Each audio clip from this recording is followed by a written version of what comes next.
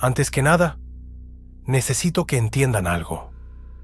Lo que estoy a punto de contarles no solo va en contra de todo lo que conocen sobre las leyes de la física, la biología y la lógica misma, sino que viola directamente el Tratado de Confidencialidad Interdimensional, un acuerdo que, si se rompe, podría significar la condena no solo para mí, sino para todos los que alguna vez estuvieron involucrados.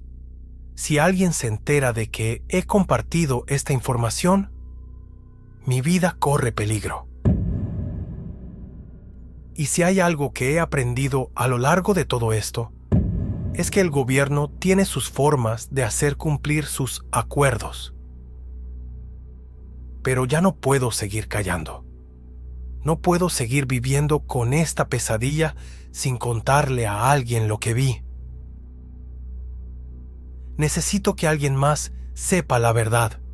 Alguien fuera de este círculo de silencio y terror. Alguien que entienda que lo que estamos a punto de presenciar no es ciencia ficción, ni un error mental producto de la fatiga. Es algo mucho más grande, mucho más antiguo y mucho más peligroso que todo lo que el ser humano ha llegado a comprender.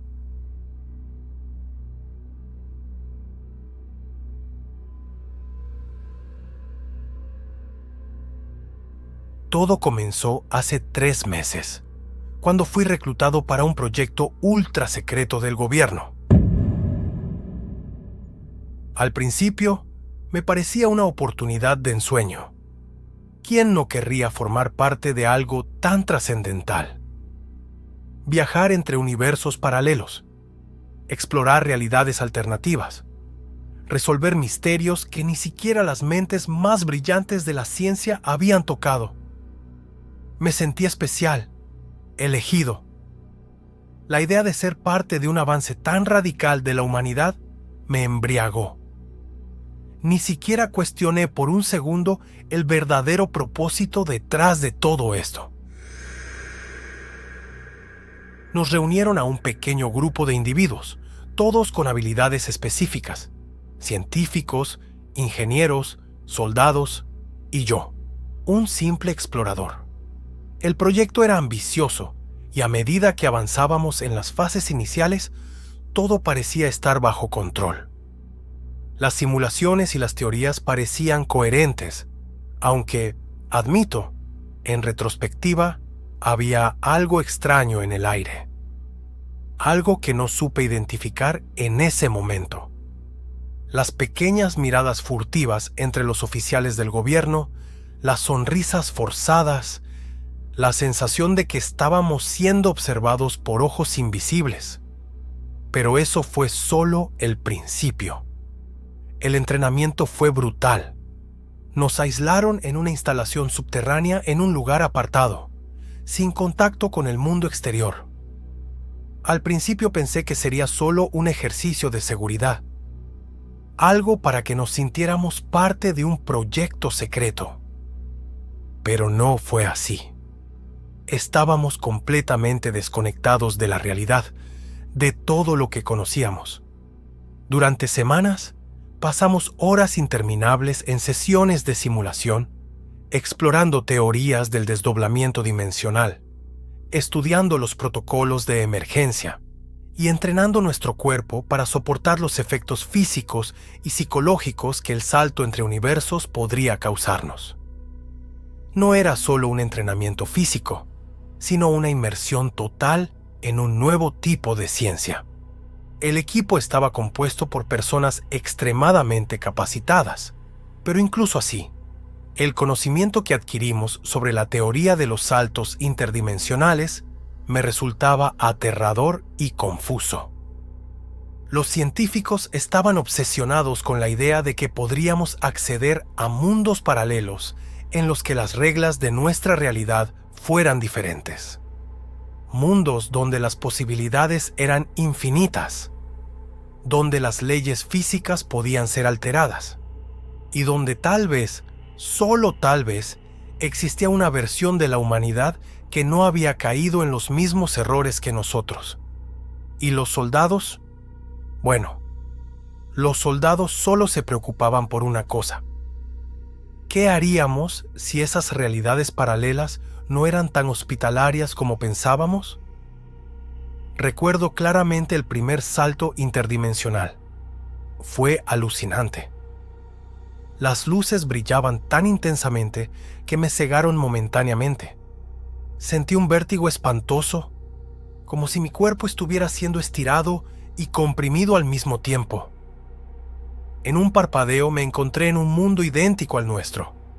Las calles, los edificios, todo parecía normal, solo que había algo sutilmente extraño. Los autos volaban por el aire. No eran autos como los nuestros, sino algo mucho más avanzado, más elegante, más fluido. La gente caminaba por las calles, pero con una mirada más perdida. En sus frentes, en lugar de una frente normal, tenían lo que solo podía describir como un tercer ojo. Todo era diferente, sí, pero también era familiar. Fascinante, pero no lo suficientemente perturbador como para asustarnos. Sin embargo, algo me decía que estábamos demasiado cómodos. Fue en el tercer salto cuando todo cambió. Aterrizamos en lo que parecía ser nuestro planeta, pero estaba vacío, desierto. No había un solo ser humano en los alrededores. Las ciudades estaban intactas como si la humanidad hubiera desaparecido de la noche a la mañana. No había señales de violencia, ni de caos, ni de conflicto. El silencio era absoluto, insoportable. Podía escuchar los latidos de mi propio corazón haciendo eco en las calles vacías. Exploramos los edificios, los hospitales, los supermercados. Todo estaba en perfecto estado, perfectamente organizado, pero completamente vacío. Era como si la gente hubiera evaporado, desaparecido de la faz de la tierra, dejando atrás una civilización intacta pero muerta. Y luego encontramos las huellas, en el suelo, en las calles, en las aceras. Huellas gigantes, más grandes que cualquier criatura terrestre conocida. No eran humanas, eran bestias, o al menos eso era lo que creíamos. No sabíamos exactamente qué tipo de criaturas habrían dejado esas huellas, pero cuando nos adentramos en un rascacielos cercano, encontramos algo mucho peor. Encontramos algo que nunca debimos haber encontrado. Una criatura. Colosal. Como si hubiera salido directamente de las pesadillas de Lovecraft. Tentáculos retorciéndose, ojos por todas partes, una boca llena de colmillos que parecía capaz de devorar un edificio entero. No debía existir. No podía existir. Sin embargo, estaba allí, enfrente de nosotros. El miedo nos paralizó por un instante. Corrimos como nunca antes en nuestras vidas. Algunos miembros del equipo cayeron en el caos y aunque tratamos de ayudarlos, fuimos incapaces. Perdimos a 2 esa tarde. Sus gritos todavía resuenan en mis oídos, en mis sueños, en mi mente. Pero eso no fue lo peor. El quinto salto nos llevó a un mundo aparentemente normal. Calles llenas de gente, una ciudad bulliciosa, el tipo de lugar que parece perfecto a primera vista. Pero pronto me di cuenta de que algo no estaba bien. Algo no cuadraba. Las personas se movían de manera extraña. No caminaban como seres humanos. Eran demasiado mecánicos, sus movimientos rígidos, como si fueran actores en una obra de teatro que no sabían sus líneas. Miré a los ojos de uno de ellos y sentí que me caía en un abismo. Vacíos. Muertos. No había vida detrás de esos ojos, solo un vacío insondable. Fue entonces cuando lo vi. Aquel hombre parado en medio de la acera, inmóvil, sin moverse un solo centímetro. Me acerqué lentamente, sin saber qué esperar, y su piel comenzó a derretirse, como cera bajo el sol. La piel se desintegraba, escurriéndose en el pavimento con una rapidez aterradora. Me giré para retroceder, horrorizado y chocando contra algo. O más bien, Alguien. Era yo. No era mi reflejo, no. Era una versión retorcida de mí mismo. Su sonrisa era grotesca, demasiado ancha, y sus ojos eran dos pozos negros, infinitos, sin fondo. En ese momento entendí que no estábamos en un mundo normal. Estábamos atrapados en un lugar donde todo podía distorsionarse. «Bienvenido a casa», me dijo con una voz que sonaba como uñas arañando una pizarra. Entré en pánico. Activé el dispositivo de retorno de emergencia, pero no fue suficiente. El siguiente salto fue el peor de todos. El siguiente salto fue un infierno. El cielo se tornó de un rojo profundo, como si la misma realidad estuviera sangrando. Las estructuras eran imposibles. Se retorcían, se fundían, fusionándose en formas que desafiaban la lógica. La gravedad parecía funcionar de manera errática. Las criaturas eran indescriptibles. Seres de carne y sombras, su agonía eterna resonando en cada rincón. Algunos parecían humanos, pero lo que quedaba de ellos era solo una parodia, una distorsión. Otros no tenían forma reconocible. Se deslizaban entre las sombras, entre los retorcidos edificios. La lluvia no era agua, era algo más, algo espeso, cálido y vivo. Cuando finalmente regresamos a nuestro mundo, ya no éramos los mismos. No solo por lo que habíamos visto, sino por lo que habíamos traído de vuelta. Nos pusieron en cuarentena. Nos hicieron pasar por pruebas psicológicas, evaluaciones físicas, interrogatorios. Nos hicieron firmar montañas de documentos de confidencialidad. Nos amenazaron con consecuencias que trascendían nuestra imaginación. Pero no pudieron borrar nuestros recuerdos. No podían borrar lo que habíamos visto. Y lo peor es que seguimos saltando. El gobierno, en su ignorancia, cree que hay algo valioso en esos mundos paralelos. Una tecnología o un conocimiento que podría darnos ventaja sobre nuestros enemigos. No entienden que hay cosas mucho peores que la guerra o la muerte, porque trajimos algo con nosotros. Al principio fueron solo pequeñas cosas, objetos que se movían cuando nadie miraba, sombras que se deslizaban por los rincones de la habitación. Luego comenzaron las voces, susurros en lenguas que no entendíamos, resonando en mi cabeza cuando estaba solo. Y ahora veo cosas que no deberían estar ahí.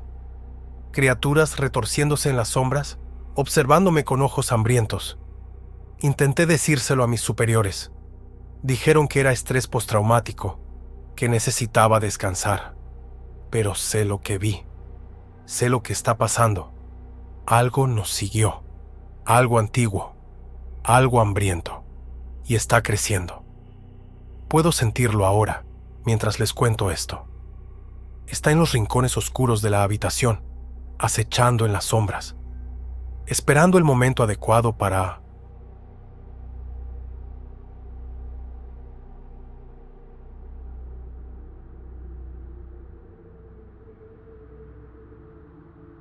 Era una fría noche de octubre cuando recibí la llamada que cambiaría mi vida para siempre.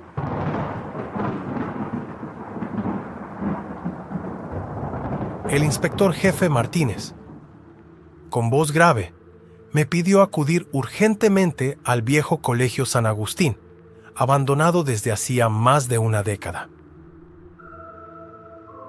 López, necesitamos tu experiencia en casos paranormales. Ha ocurrido algo inexplicable, dijo con evidente preocupación. Como detective especializado en sucesos extraños, creí haberlo visto todo, pero aquella noche iba a demostrarme lo contrario. Conduje bajo la lluvia hasta las afueras de la ciudad. El Colegio San Agustín se alzaba como una sombra imponente en medio de la oscuridad.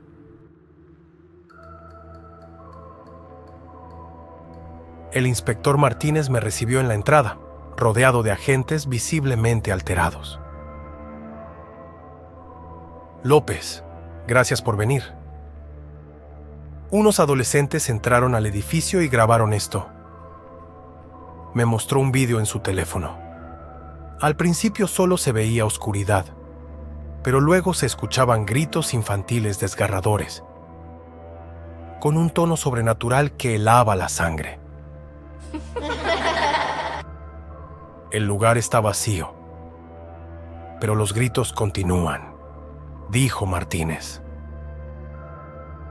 Con un nudo en el estómago, me adentré en el edificio. El olor a humedad y decadencia me golpeó al cruzar el umbral. Mis pasos resonaban en los pasillos desiertos. Los gritos comenzaron a oírse, lejanos al principio, pero cada vez más claros. Venían del sótano. Descendí con cautela. Al llegar, los gritos cesaron abruptamente. Una risa infantil, distorsionada y maligna, resonó tras de mí. «Ven a jugar con nosotros», susurró una voz. Me giré, pero no había nadie. Mi linterna iluminó un aula con una puerta entreabierta. Dentro, un viejo tocadiscos giraba lentamente, emitiendo una melodía infantil distorsionada. De repente, giró al revés, y una voz gutural dijo: «Bienvenido, detective. Te estábamos esperando». Las luces parpadearon. Por un instante, vi decenas de niños con uniformes antiguos, observándome con ojos negros como pozos sin fondo. Retrocedí horrorizado y escapé del aula, mientras los gritos y risas me perseguían. Al salir a la superficie, Martínez me encontró pálido. Le conté lo ocurrido con dificultad. «Esto va más allá de cualquier caso que haya investigado. Necesitamos ayuda especializada», le dije. Esa noche contacté a la doctora Elena Sanz, una reconocida médium e investigadora paranormal. Llegó al día siguiente, cargada de equipos para detectar actividad sobrenatural. Nada más entrar al edificio, su rostro se ensombreció. «Hay una energía muy poderosa aquí. Algo terrible ocurrió en este lugar», dijo. Descendimos al sótano. Su detector emitió pitidos intensos. De repente, un aire helado nos envolvió, y las luces de nuestras linternas parpadearon hasta apagarse. Los gritos infantiles volvieron más desgarradores que nunca. «¡Ayudadnos! ¡Por favor, ayudadnos!» Elena cerró los ojos, concentrándose. «Son muchos. Están atrapados. No pueden descansar», susurró. Un viento helado trajo fragmentos de conversaciones. «El director viene. Escondeos, rápido. Por favor, no más castigos». La médium abrió los ojos con pánico. «Tenemos que salir. Está despertando», gritó. Un rugido sobrenatural sacudió el edificio. Las paredes comenzaron a sangrar un líquido oscuro y viscoso. Huyendo a toda prisa, logramos escapar del edificio, jadeando. Elena, aún temblando, explicó: «Este lugar fue escenario de horrores inimaginables. El director y algunos profesores abusaron de los niños durante años. Cuando las autoridades comenzaron a sospechar, tomaron medidas drásticas para silenciarlos». «¿Quieres decir que...?» pregunté con un escalofrío. «Sí. Los asesinaron y ocultaron sus cuerpos en el colegio. Sus almas quedaron atrapadas aquí, incapaces de descansar. Y el director, su espíritu se ha convertido en algo monstruoso, que se alimenta del sufrimiento de esos pobres niños». El caso dio un giro sombrío. Durante semanas, Elena y yo investigamos los archivos históricos de la ciudad, desenterrando denuncias de padres, informes médicos y testimonios de exempleados. Descubrimos que el colegio cerró abruptamente en 1985 tras la desaparición de varios alumnos. El director, Ernesto Vidal, alegó problemas financieros, pero los rumores de abuso nunca cesaron. Una exprofesora, Marta Ruiz, accedió a hablar con nosotros. Llorando confesó: «Sabía lo que Ernesto hacía, pero tenía miedo. Cuando amenazaron a mi familia, me fui. Abandoné a esos pobres niños a su suerte. Su testimonio permitió reabrir el caso. Durante la excavación en el colegio, encontramos decenas de pequeños esqueletos ocultos tras falsos muros y enterrados bajo el patio. El horror superó nuestras peores expectativas. A pesar de la conmoción nacional, sabía que el caso no terminaría hasta liberar las almas atrapadas y enfrentar al espíritu de Ernesto Vidal. Elena organizó un ritual de limpieza espiritual. Volvimos al colegio, acompañados por un equipo de médiums y policías. Nada más entrar, los fenómenos comenzaron. Objetos que se movían solos, sombras deslizándose por las paredes, susurros espectrales. En el sótano, Elena inició el ritual. Mientras recitaba oraciones, los gritos de los niños resonaron con un tono de esperanza. Una luz cegadora inundó el lugar y las siluetas etéreas de los niños aparecieron a nuestro alrededor. Sus rostros mostraban paz, pero entonces la oscuridad se condensó en una figura monstruosa, el espíritu de Ernesto Vidal. «¡Son míos! ¡Me pertenecen!», rugió. Los niños formaron un escudo protector. La batalla entre luz y oscuridad fue intensa. En el momento más crítico, una nueva presencia apareció. Marta Ruiz. Había fallecido esa noche y su espíritu llegó para redimirse. «Basta, Ernesto, es hora de pagar por tus crímenes», dijo. Su intervención fue decisiva. Ernesto fue arrastrado hacia un vórtice de luz cegadora, mientras los niños ascendían en paz. Cuando todo terminó, el colegio quedó sumido en un silencio absoluto. Las almas de los niños por fin descansaban. Esa noche, mientras redactaba el informe final, reflexioné sobre lo ocurrido. Había sido la experiencia más aterradora y gratificante de mi vida. Cerré los ojos para dormir, pero un susurro me despertó. «Gracias». En la penumbra, vi la silueta de un niño sonriéndome antes de desvanecerse. Me quedé inmóvil, con el corazón acelerado, preguntándome si había sido real o una alucinación producto del cansancio. Tras el cierre del caso, los rumores sobre el Colegio San Agustín no cesaron del todo. Los habitantes de las cercanías juraban que en noches lluviosas se escuchaban risas infantiles y se veían luces en las ventanas rotas del edificio. Las autoridades decidieron demolerlo un año después, pero durante el proceso, los trabajadores reportaron extrañas sombras que los observaban desde el interior. Uno de ellos aseguró haber visto al director Vidal, de pie, en una de las aulas. Elena y yo seguimos trabajando juntos en otros casos, aunque ninguno tan impactante como este.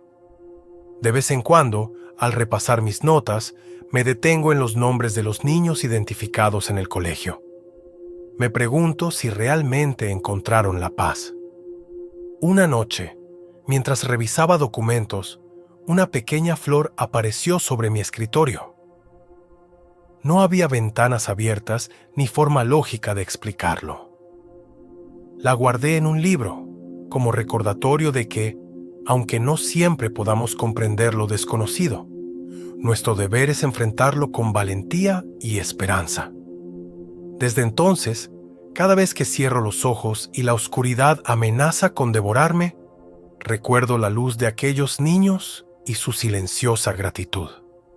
Y sé, en el fondo, que no estoy solo.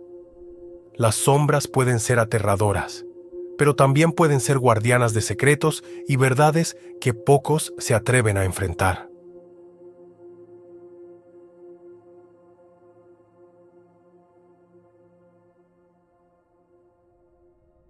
Aquel viernes, todo comenzó como una broma estúpida. Ya sabes, esas cosas que haces con tus amigos porque la vida en el barrio no da para más. Yo estaba con Manu, el más valiente del grupo, o el más idiota, según como lo veas. y Carla, que siempre llevaba su cámara porque juraba que iba a ser youtuber famosa algún día. Era pasada la medianoche y estábamos frente a un McDonald's abandonado. El local llevaba cerrado al menos 10 años, pero su fachada seguía allí, decadente, con el letrero desgastado y los vidrios opacos por el polvo. En el centro del estacionamiento había una figura enorme de Ronald McDonald, el famoso payaso, sentado en un banco. Tenía esa pose típica, con una mano levantada como si te estuviera saludando, y una sonrisa que, bajo la luz de la luna, se veía diferente, más siniestra. «No tienen los huevos para entrar», dijo Manu, cruzándose de brazos y mirándonos a Carla y a mí. «¿O sí?» Carla alzó la cámara, encendiéndola. El pequeño destello de la luz roja iluminó su sonrisa confiada. Todo por el contenido. Chicos, a la gente le encantan estas cosas. Yo, en cambio, no estaba tan convencido. Algo en ese lugar me daba mala espina. Había escuchado rumores, ya sabes, historias que los chicos mayores contaban para asustar a los más pequeños. Que el dueño se había vuelto loco y había matado a su familia en la cocina. Que las cámaras de seguridad habían captado movimientos en el local vacío. Que los gritos a veces se oían por la noche, pero Manu me empujó. «No seas cobarde, Dani. Vamos». Entramos por una puerta lateral, que alguien había forzado hacía tiempo. El aire en el interior estaba pesado, cargado de humedad y un olor rancio, como grasa vieja mezclada con algo dulce, algo podrido. Carla iba delante, enfocando con la cámara y alumbrando con la linterna del móvil. Las sombras danzaban en las paredes llenas de grafitis. «Esto es oro puro», susurró ella, enfocando una pared donde alguien había pintado. No está vacío, con letras negras y alargadas. Manu se rió nervioso, pero yo tragué saliva. Mientras avanzábamos por el pasillo que conectaba el área de comedor con la cocina, el suelo crujía bajo nuestros pies, como si protestara por nuestra presencia. Carla enfocó un cartel colgando de una de las paredes. Era un viejo anuncio de promociones, con una imagen borrosa de Ronald, sosteniendo una bandeja de hamburguesas. Lo extraño era que los ojos del payaso parecían haber sido arrancados del cartel, dejando agujeros negros en su lugar. «Esto es raro», murmuró Carla, acercándose con la cámara. Cuando pasé junto a ella, sentí como si algo me rozara el cuello. Algo frío. Miré a mi alrededor, pero no vi nada. ¿Lo sentiste?, pregunté en voz baja. Carla negó con la cabeza. «¿Sentir qué?», respondió Manu, que caminaba varios pasos delante de nosotros. Su tono era más desafiante que curioso. «Nada, olvídalo». Avanzamos hacia la cocina. Allí todo estaba oxidado, cubierto de mugre y polvo. Las freidoras, los mostradores, incluso había una pila con agua estancada. Carla enfocó con la cámara, y justo en ese momento, algo crujió detrás de nosotros. Nos giramos en seco. Nada. Manu soltó una carcajada forzada. Seguro que fue un gato o algo así, pero yo no estaba tan seguro. Había una sensación extraña, como si algo nos estuviera observando. Carla seguía grabando, murmurando para el micrófono. «Estamos dentro del antiguo McDonald's de la Avenida Central. Dicen que ocurren cosas extrañas aquí». Fue entonces cuando la luz del teléfono de Carla parpadeó y se apagó de golpe. «Mierda», murmuró ella, golpeando el móvil. «Se acaba de apagar, pero la batería estaba al 80% hace un rato. Debe ser la humedad», dijo Manu, pero incluso él sonaba menos seguro ahora. Sacó su propio teléfono para alumbrar, pero la luz era débil y apenas nos daba visibilidad. Carla intentó encender su cámara, pero no funcionó. Justo cuando estábamos pensando en salir de la cocina, Carla enfocó la linterna del móvil hacia el suelo. Había huellas, grandes, como de botas, pero con la peculiaridad de tener la forma de un pie alargado, con una especie de curva hacia afuera. Parecían recientes. Eso no estaba cuando entramos, dijo Carla, con la voz temblando. Manu, decidido a mantener su fachada de valentía, se inclinó hacia las marcas y bromeó. Tal vez Ronald se fue a dar un paseo nocturno, pero incluso su risa sonó forzada. Fue entonces cuando escuchamos otro ruido. Esta vez fue claro, un golpeteo rápido, como si algo corriera por el suelo. Se sintió cerca, demasiado cerca. Esto no tiene gracia, dije, empezando a retroceder. Pero Manu se adelantó. ¿Quién anda ahí?, gritó, su voz rebotando por el local. ¡Sal de una vez! El silencio que siguió fue sepulcral. Podías oír nuestras respiraciones, entrecortadas. Entonces, de la nada, una risa. Baja, gutural, como si alguien intentara imitar la risa de un payaso, pero no supiera cómo hacerlo bien. Carla giró la cámara hacia el sonido, aunque no grababa, y ahí lo vimos. Al otro lado de la cocina, entre las sombras, estaba él, Ronald McDonald. No la estatua del estacionamiento, no, era él, o algo que se parecía mucho. Su traje amarillo estaba sucio y desgarrado, y la pintura de su cara estaba corrida, dejando manchas rojas y blancas por todo su rostro. Nos miraba fijamente, con la cabeza ladeada y una sonrisa que era más dientes que otra cosa. En sus manos sostenía algo que parecía un cuchillo, pero estaba oxidado y cubierto de una sustancia oscura que preferí no identificar. ¡Corran!, susurré, pero ninguno de nosotros se movió. Era como si estuviéramos congelados, atrapados por esa mirada. De pronto, Ronald se movió. No caminó. No.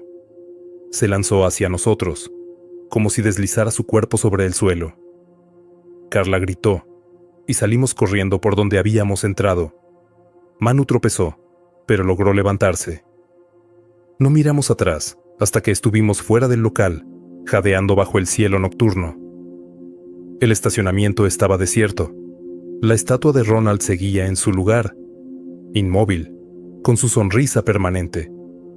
Pero algo estaba mal. El banco en el que estaba sentado había marcas, como de manos ensangrentadas. Carla encendió la cámara para revisar si había captado algo dentro, pero la pantalla estaba en negro. Era como si todo lo que había grabado hubiera desaparecido. No vuelvo a entrar allí nunca más, dije, con las piernas temblando. Manu asintió, pero Carla no dijo nada. Estaba demasiado ocupada mirando la estatua, con una expresión que no había visto en ella antes. Puro terror. ¿Qué pasa?, pregunté. Ella alzó la mano, apuntando al banco. No estaba sentado así antes, y tenía razón. La estatua había cambiado. Ahora Ronald estaba inclinado hacia adelante, con los codos apoyados en las rodillas y la cabeza girada hacia nosotros. Nos miraba. Carla, aún mirando la estatua, empezó a dar pasos hacia atrás sin dejar de observarla. Algo en su rostro reflejaba una mezcla de incredulidad y terror absoluto. Yo también miré la figura de Ronald. Pero ahora, la sensación de miedo se multiplicaba. El aire estaba pesado, denso, como si todo alrededor estuviera esperando algo. ¿Vas a quedarte ahí mirándola?, preguntó Manu, intentando dar un toque de humor para aliviar el ambiente, pero su voz tembló un poco al final. Carla no le respondió. Aún apuntaba con su dedo hacia la estatua. Sus ojos, fijos en la figura, se agrandaron, como si acabara de ver algo que no podía procesar. «¿Carla?», dije, acercándome a ella con cautela. Mi corazón latía desbocado. Pero algo en la actitud de Carla me preocupaba más que cualquier otra cosa. Su expresión estaba completamente congelada. De repente, ella rompió el silencio con una exhalación profunda, casi como si hubiera estado conteniendo el aliento por minutos. No estaba así antes, susurró, su voz quebrada. Mi corazón se detuvo. Miré a Ronald McDonald nuevamente. Ahora, en lugar de estar sentado de forma rígida, la estatua estaba ligeramente inclinada hacia adelante, como si estuviera observándonos, esperando que hiciéramos algo. La posición de las manos había cambiado también. La sonrisa, antes inmutable, ahora parecía más cruel. Una risa baja, gutural, flotó en el aire.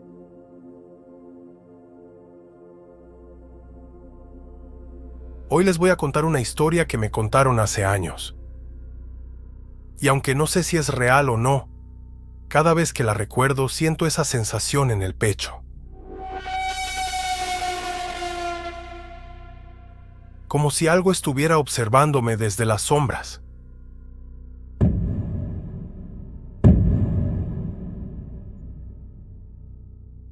Todo empezó en un pequeño pueblo llamado San Cristóbal, uno de esos lugares donde todos se conocen. Y las campanas de la iglesia marcan el ritmo de la vida cotidiana.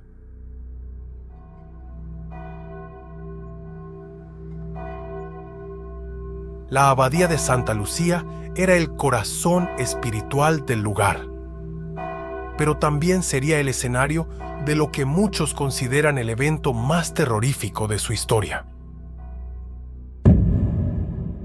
La hermana Catalina era una figura querida por todos. Una mujer de unos 40 años, siempre sonriente, con una voz suave que hacía que incluso los niños más traviesos la obedecieran sin rechistar. Pero todo cambió aquella noche.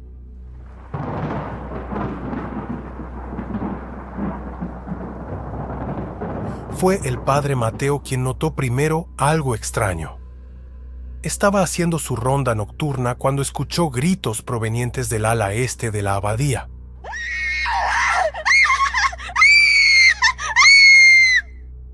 Los gritos eran diferentes. No eran de dolor, sino de algo más oscuro.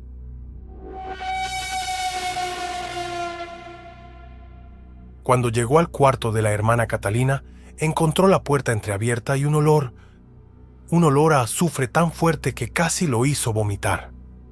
Dentro, la escena era inquietante. La hermana Catalina estaba sentada en su cama, con los ojos completamente negros.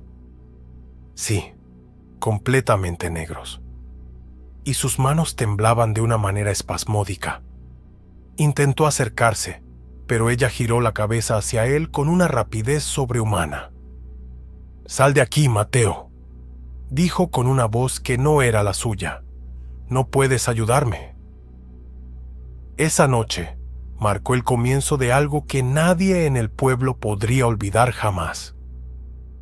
Después de aquella primera noche, todo comenzó a desmoronarse lentamente dentro de la abadía. Las otras hermanas notaron cambios sutiles pero inquietantes. Objetos moviéndose sin explicación, voces susurrando en latín durante la noche, e incluso un olor persistente a azufre que parecía seguir a quien fuera, a donde fuera, dentro de la abadía.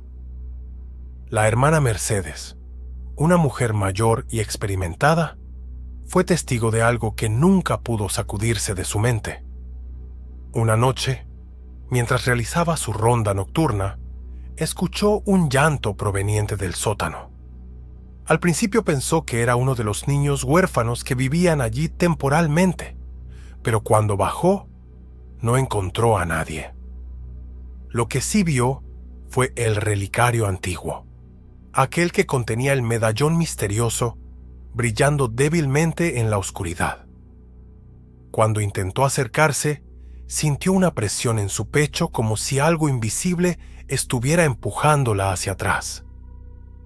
Algo no está bien aquí, murmuró para sí misma antes de salir corriendo del lugar. Esa noche no pudo dormir.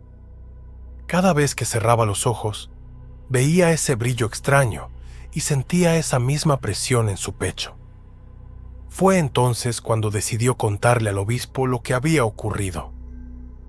Su testimonio, junto con otros informes similares, fue suficiente para convencerlo de que necesitaban ayuda externa. El padre Gabriel llegó al pueblo una semana después. Era un hombre de unos 50 años, con una barba corta y ojos penetrantes que parecían leer los secretos más profundos de quienes lo miraban. Traía consigo no solo su maletín negro lleno de instrumentos sagrados, sino también una reputación que precedía su llegada. Había realizado exorcismos en Europa, enfrentándose a entidades tan poderosas que muchos creían imposibles de derrotar. Cuando entró por primera vez en la abadía, se detuvo en el umbral. Podía sentirlo. Algo estaba muy mal. El aire estaba cargado, pesado, como si cada respiración fuera una lucha contra una fuerza invisible. Caminó despacio por los pasillos, observando cada detalle, escuchando cada sonido. Las paredes parecían susurrarle cosas en un idioma que no entendía, pero que conocía de alguna manera primitiva. Su primer encuentro con la hermana Catalina fue impactante. La encontró atada a una silla en su habitación, custodiada por 2 monjas temblorosas. Sus ojos seguían siendo completamente negros, pero ahora había algo más en ellos. Algo que hizo que el padre Gabriel retrocediera instintivamente. Era como si hubiera varias conciencias luchando por controlar ese cuerpo. ¿Qué es lo que buscas, humano?, preguntó la voz gutural que ya habían escuchado antes. ¿Crees que puedes simplemente entrar y arreglar lo que no comprendes? El padre Gabriel mantuvo la calma, aunque su corazón latía desbocado. He venido a ayudarla, respondió firmemente, a liberarla de lo que la tiene atrapada. ¡Ayudar! La carcajada que siguió fue tan espeluznante que las 2 monjas que vigilaban la puerta salieron corriendo. No puedes ayudar a lo que ya ha sido consumido. Los días previos al exorcismo fueron una mezcla de tensión y preparación meticulosa. El padre Gabriel revisó cada rincón de la abadía, buscando pistas sobre la naturaleza exacta de la entidad que había tomado posesión de la hermana Catalina. Descubrió inscripciones antiguas en las paredes del sótano, grabadas con un tipo de escritura que no reconoció inmediatamente. Pasó horas consultando libros antiguos y tratando de descifrar su significado. «Esto no es un demonio común», murmuró para sí mismo una noche mientras trabajaba en su habitación. «Hay algo más antiguo aquí. Algo que ha estado esperando mucho tiempo». Mientras tanto, las otras hermanas intentaban mantener la compostura, aunque era evidente que estaban aterrorizadas. La hermana Mercedes, en particular, pasaba largas horas rezando en la capilla, suplicando protección divina para todos ellos. Sin embargo, incluso sus oraciones parecían ser absorbidas por el silencio opresivo que envolvía la abadía. El día del exorcismo llegó finalmente. El padre Gabriel eligió la capilla principal, no solo porque era el lugar más sagrado, sino porque sentía que allí tendría una mejor oportunidad de contener a la entidad si algo salía mal. Preparó el altar con cuidado, colocando velas bendecidas, crucifijos antiguos, agua bendita y varios elementos litúrgicos que había traído consigo. También aseguró que todas las ventanas estuvieran selladas y que las puertas estuvieran bloqueadas desde adentro. Cuando trajeron a la hermana Catalina, atada con correas bendecidas, la atmósfera cambió drásticamente. El aire se volvió denso, como si pudiera cortarse con un cuchillo. El padre Gabriel sintió cómo su piel se erizaba, pero sabía que no podía mostrar debilidad. El exorcismo comenzó con el Padre Nuestro, pero antes de que pudiera terminarlo, la hermana Catalina soltó una carcajada demoníaca que resonó por toda la capilla. «¿Crees que tus palabras pueden tocarme?», dijo con aquella voz profunda y gutural. «He estado aquí mucho antes de que tú nacieras, viejo loco». El padre Gabriel continuó con el ritual, leyendo versículos del Rituale Romanum mientras rociaba agua bendita sobre la hermana Catalina. Cada vez que el agua tocaba su piel, emitía chillidos agudos y se retorcía violentamente, pero el ente dentro de ella parecía fortalecerse con cada intento de expulsión. Las horas pasaban lentamente. El padre Gabriel estaba empapado en sudor, tanto físico como espiritual. Podía sentir cómo la presencia oscura luchaba contra él, intentando romper su concentración. En un momento crítico, arrojó una hostia consagrada sobre el pecho de la hermana Catalina. La reacción fue instantánea.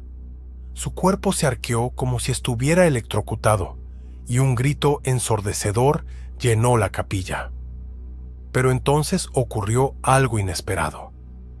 Mientras el padre Gabriel continuaba el ritual, notó algo extraño en los ojos de la hermana Catalina. No era solo el color negro total. Había algo más. Algo que lo hizo detenerse por un segundo. Parecía que detrás de esos ojos había otra persona mirando. «¿Quién eres?», preguntó el padre Gabriel, rompiendo momentáneamente el protocolo del exorcismo. «Tu peor pesadilla», respondió la voz, pero esta vez había algo diferente. Era como si dos voces hablaran al mismo tiempo. Fue entonces cuando el padre Gabriel notó algo aún más inquietante. Las inscripciones en el medallón que habían encontrado en el sótano comenzaron a brillar débilmente. Era como si estuvieran cobrando vida propia. «Entiendo ahora», dijo el padre Gabriel, con una mezcla de miedo y comprensión. «No es solo un demonio. Hay algo más antiguo aquí». La entidad dentro de la hermana Catalina soltó una risa tétrica. «Sí, algo mucho más antiguo. Algo que ha estado esperando milenios para regresar». El clímax del exorcismo llegó cuando el padre Gabriel realizó el último paso del ritual, la invocación final. Con todas sus fuerzas, pronunció las palabras sagradas que debían expulsar al ente maligno. Por un momento, pareció funcionar. La hermana Catalina se desplomó en la camilla, jadeando con los ojos cerrados. Pero entonces, algo terrible ocurrió. El medallón en el centro de la sala comenzó a flotar. Sí, flotar. Y de repente, se rompió en pedazos. De su interior salió una luz negra, densa y opresiva, que envolvió a todos en la capilla. El padre Gabriel sintió como su alma era arrastrada hacia esa oscuridad. Y entonces escuchó una voz que venía de muy lejos, pero que resonaba en su mente como un trueno. «Has liberado algo que no deberías haber tocado, humano. Ahora pagarás por tu osadía». Cuando el padre Gabriel recuperó el sentido, estaba solo en la capilla. La hermana Catalina había desaparecido. Las otras hermanas del convento también habían desaparecido. Y lo más aterrador, cuando revisó el registro parroquial, descubrió que nunca habían existido. Nunca hubo una abadía de Santa Lucía. Nunca hubo un pueblo llamado San Cristóbal. Solo quedaba el medallón roto y las inscripciones en sus fragmentos que ahora decían algo diferente. Ya es demasiado tarde.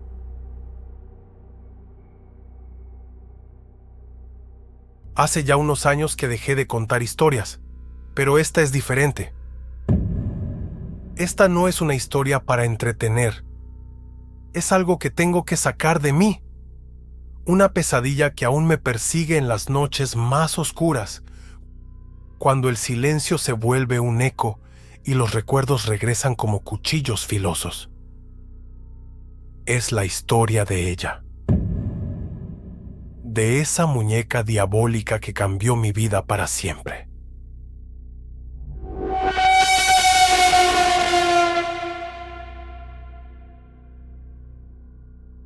Esto lo cuento porque siento que necesito hacerlo, que si no lo hago, ese peso seguirá aplastándome hasta que no quede nada de mí. Todo empezó hace 3 años, cuando me mudé a una vieja casa en las afueras de la ciudad. Un lugar tranquilo, con jardines amplios y árboles centenarios que parecían susurrar secretos antiguos al viento. Pero tranquilidad y paz nunca fueron palabras apropiadas para describir lo que ocurrió allí. Recuerdo aquel primer día como si fuera ayer. La casa olía a madera vieja y pintura descascarada. Había sido barata, demasiado barata, según mi agente inmobiliario. Un buen trato, me dijo mientras cerraba la puerta tras de mí y se alejaba en su coche. Yo no sabía entonces que aquello no era solo un trato.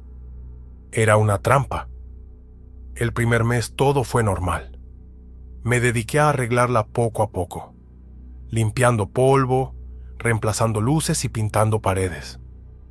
Fue durante una de esas tardes soleadas, mientras exploraba uno de los armarios del segundo piso, donde encontré a ella. Estaba envuelta en un paño amarillento, casi transparente por el tiempo, oculta entre montones de objetos inservibles, platos rotos, libros desgastados y muebles cubiertos de telarañas. Cuando retiré el paño, sentí un escalofrío recorrer mi espalda.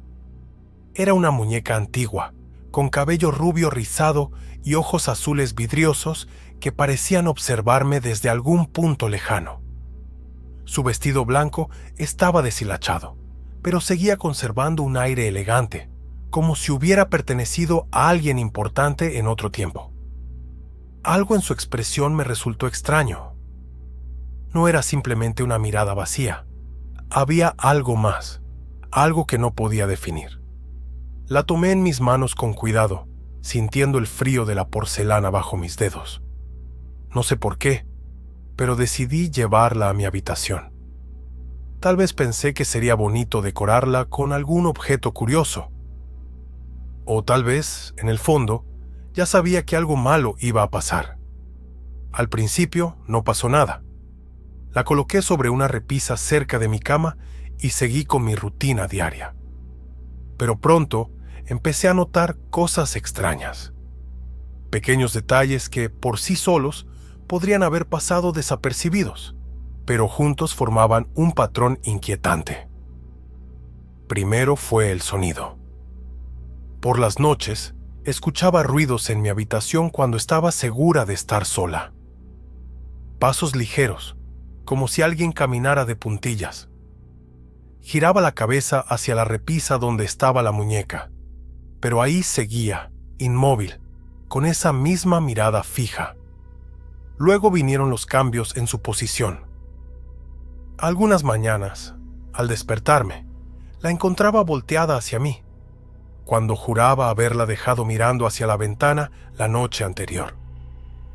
Debe ser el viento, me decía a mí misma, o quizás tu imaginación. Pero sabía que no era así. Nadie abría las ventanas en invierno, y yo no tenía mascotas.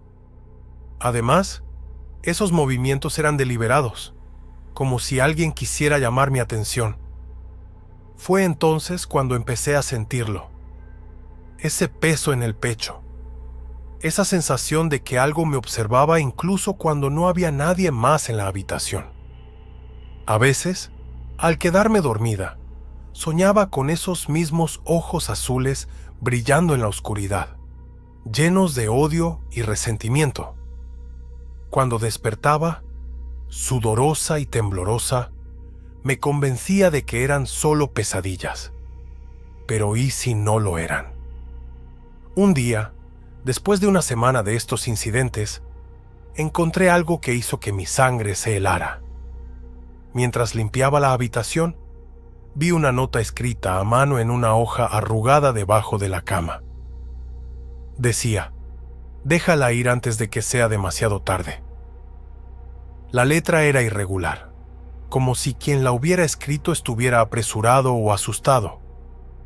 Miré alrededor, buscando alguna explicación lógica, pero no había nadie. Volví a mirar la muñeca. Ahora parecía distinta, como si sus rasgos se hubieran tornado más sombríos, más amenazantes. Decidí investigar un poco más sobre la casa. En el registro municipal, descubrí que había pertenecido a una familia llamada Moretti. Según los documentos, habían vivido allí hasta mediados de los 70, cuando todos desaparecieron sin dejar rastro. Las autoridades nunca encontraron respuestas claras, solo rumores de que algo terrible había ocurrido dentro de esas paredes. Me costó creerlo. Quiero decir, ¿una familia completa desapareciendo? Podía ser una coincidencia, ¿verdad? Pero cuanto más cavilaba, más incómoda me sentía con la muñeca en mi habitación. Sin embargo, algo en mí me impedía deshacerme de ella. Era como si tuviera miedo de lo que podría pasar si intentaba tocarla. Una noche, mientras intentaba leer un libro para distraerme, algo me despertó de golpe. Fue un grito, agudo y desgarrador, que provenía de la planta baja. Salté de la cama y corrí hacia las escaleras, mi corazón latiendo como un tambor salvaje. Abajo, todo estaba oscuro, excepto por una tenue luz que emanaba de la sala principal. Entré lentamente, preparándome para cualquier cosa, y ahí estaba ella. La muñeca, colocada en medio de la mesa del comedor, rodeada de velas encendidas. Parecía casi real. Sus ojos brillaban con una intensidad sobrenatural, y por un momento juraría que vi sus labios moverse, aunque no escuché ninguna voz. Entonces oí pasos detrás de mí. Me giré rápidamente, pero no había nadie. Solo el eco de aquellos pasos resonando por toda la casa. Sentí un aliento frío en mi nuca, como si alguien o algo estuviera respirando justo detrás de mí. Intenté gritar, pero mi garganta estaba seca, incapaz de emitir sonido alguno. De repente, las velas se apagaron todas a la vez, sumiéndome en una oscuridad total. Mi cuerpo se paralizó, atrapado entre el terror y la incredulidad. Escuché un susurro, apenas audible, que parecía venir de todas partes a la vez. «Soy tuya ahora». Caí al suelo, temblando incontrolablemente. No recuerdo cómo logré llegar a mi habitación esa noche, pero cuando finalmente me metí en la cama, supe que algo había cambiado para siempre. Después de esa experiencia, ya no pude ignorarlo más. Necesitaba saber quién o qué era esa muñeca. Comencé a investigar en profundidad la historia de la familia Moretti. Después de mucho buscar, encontré a una anciana que había sido vecina de ellos. Se llamaba Doña Elena y vivía en una pequeña casa cerca del centro de la ciudad. Cuando le conté sobre la muñeca, su rostro se ensombreció. «No deberías tenerla», me dijo con voz temblorosa. Esa muñeca pertenecía a Lucía Moretti, la hija menor de la familia. Ella murió muy joven, en circunstancias horribles. Dicen que su alma nunca encontró paz. Según doña Elena, Lucía había sido una niña prodigio, talentosa en música y arte. Pero también era extremadamente sensible, propensa a estados emocionales intensos.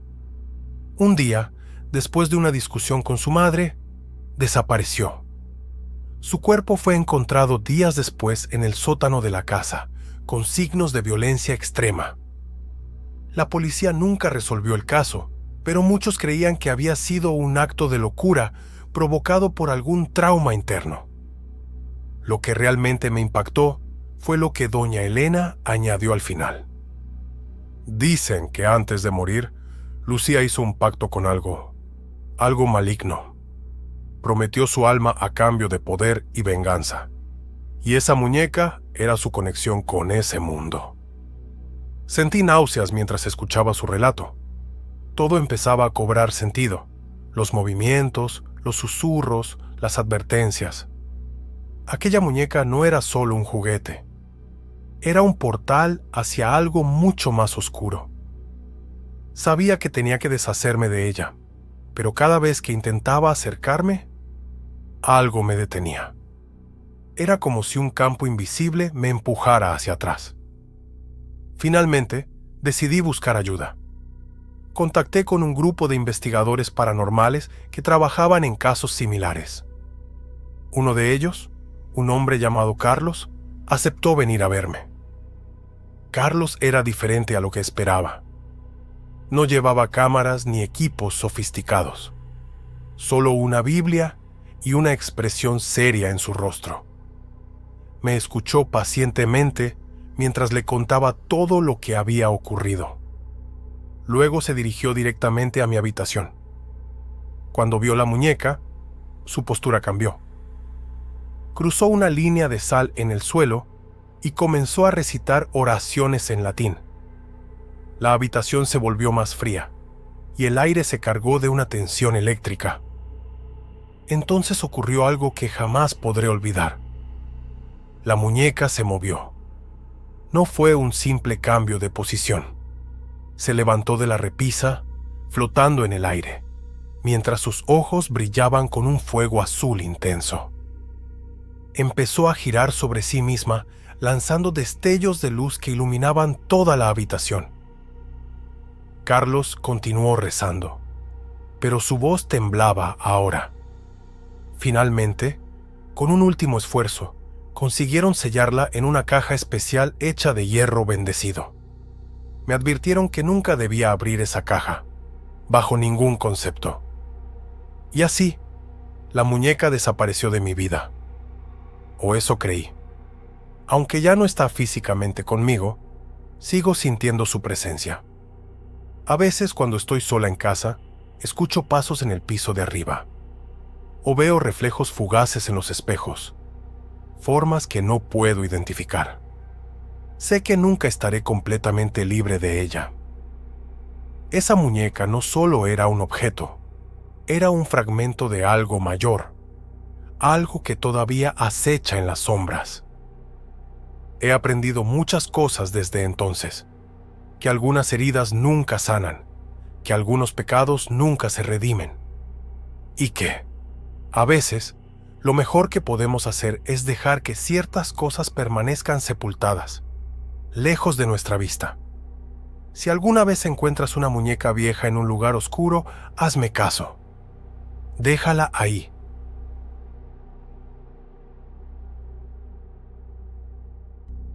Me llamo Carlos y nunca creí que algo como esto me pudiera pasar. Bueno, hasta ahora. Porque todo empezó de una manera tan simple que no le presté atención al principio.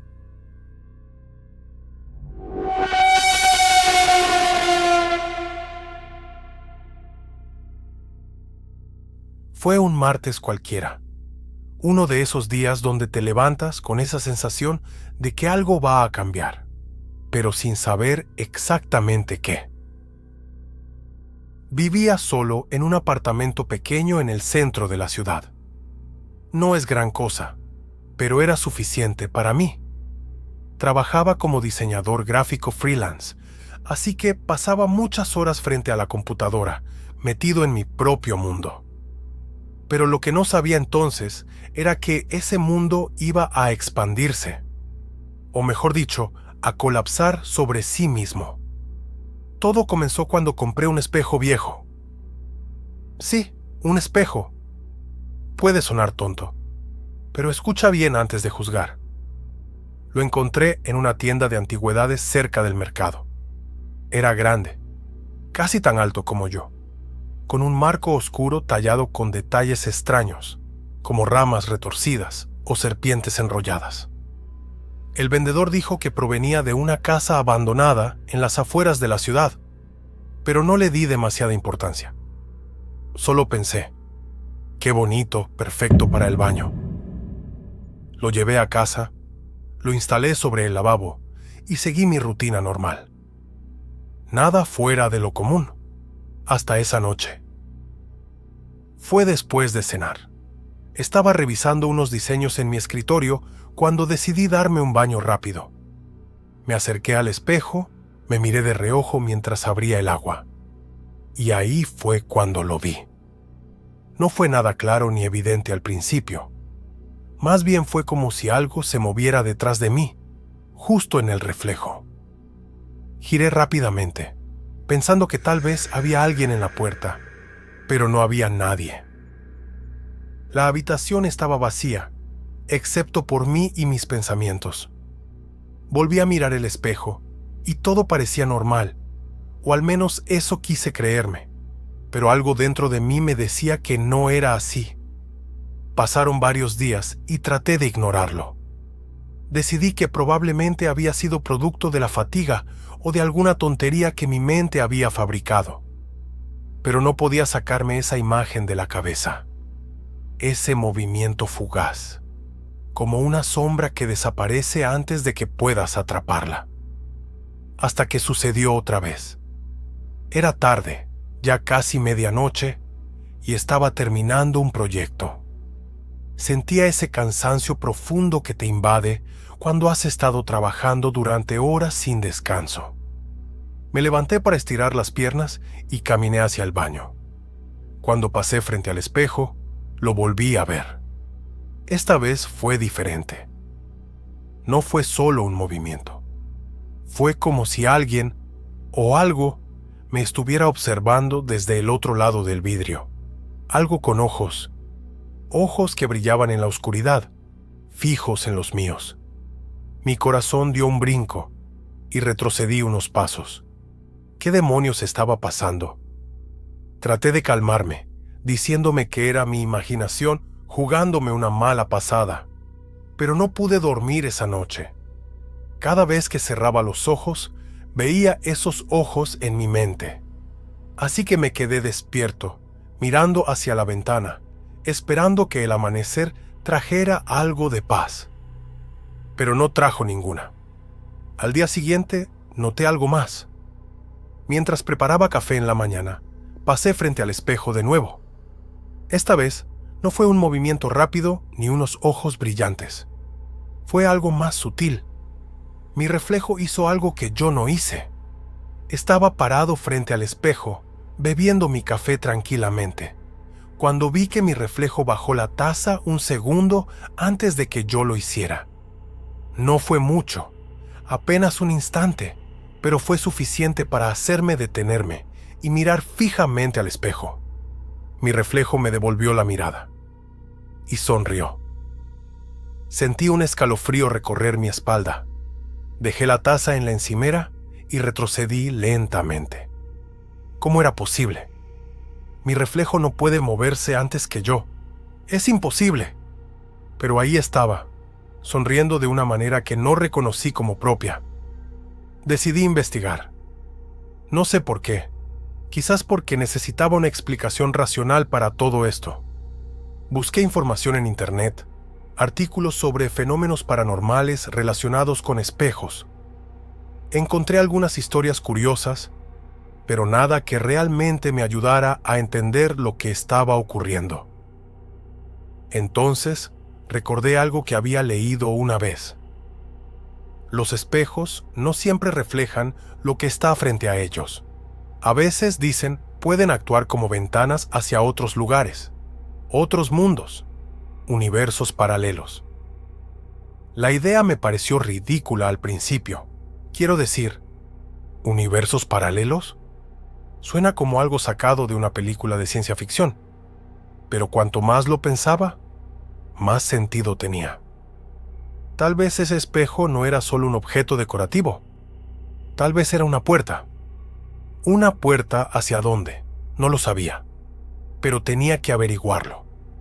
Esa noche, armado con una mezcla de curiosidad y temor, me acerqué al espejo con una linterna en la mano. Apagué todas las luces del baño y solo dejé la tenue luz de la linterna iluminando el espejo. Quería observar cualquier cambio, cualquier señal de que algo estaba mal. Al principio, no pasó nada. Solo mi reflejo, inmóvil, mirándome desde el otro lado. Pero luego, poco a poco, empecé a notar algo extraño. Las líneas del marco del espejo parecían vibrar ligeramente, como si estuvieran cobrando vida. Y entonces, algo cambió. En lugar de ver mi propio reflejo, comencé a ver otra habitación. Una habitación que se parecía mucho a la mía, pero no era exactamente igual. Los muebles estaban colocados de manera diferente, y había detalles pequeños que no reconocía, como un cuadro en la pared que nunca había visto antes. Mi corazón latía con fuerza mientras observaba esta nueva escena. ¿Era real? ¿O estaba perdiendo la cordura? Quise probar algo. Tomé un bolígrafo de la mesita junto al espejo y lo sostuve frente a mí. Observé cómo mi reflejo también sostenía el bolígrafo. Luego, lentamente lo solté. Esperaba que mi reflejo hiciera lo mismo, pero no lo hizo. En lugar de eso, el bolígrafo permaneció flotando en el aire, como si estuviera suspendido por una fuerza invisible. Mi respiración se aceleró. Esto era real. Demasiado real. Pasaron días, tal vez semanas, en los que me obsesioné con el espejo. Pasaba horas observándolo, tratando de entender lo que veía. Comencé a notar cosas más extrañas. A veces, escuchaba ruidos provenientes del otro lado. Susurros, risas distantes, pasos en el suelo. Sonidos que no podían provenir de mi apartamento. Una noche, mientras estaba sentado frente al espejo, escuché una voz clara. No era un susurro, sino una voz nítida que me llamaba por mi nombre. Carlos. Salté de mi silla, con el corazón golpeando contra mi pecho. Miré alrededor, pero no había nadie en la habitación. La voz venía del espejo. Carlos, ¿puedes oírme? Era una voz femenina, suave pero cargada de urgencia. No supe qué responder. ¿Quién era? ¿Cómo me conocía? Por favor, escúchame, continuó la voz. Tienes que alejarte de ese espejo. No es seguro. Quise preguntar quién era, pero antes de que pudiera responder, el espejo comenzó a cambiar. Las imágenes del otro lado se volvieron borrosas, como si estuvieran siendo arrastradas hacia otro lugar. Luego, de repente, todo se detuvo. El espejo volvió a ser simplemente un espejo, reflejando mi rostro confundido y asustado.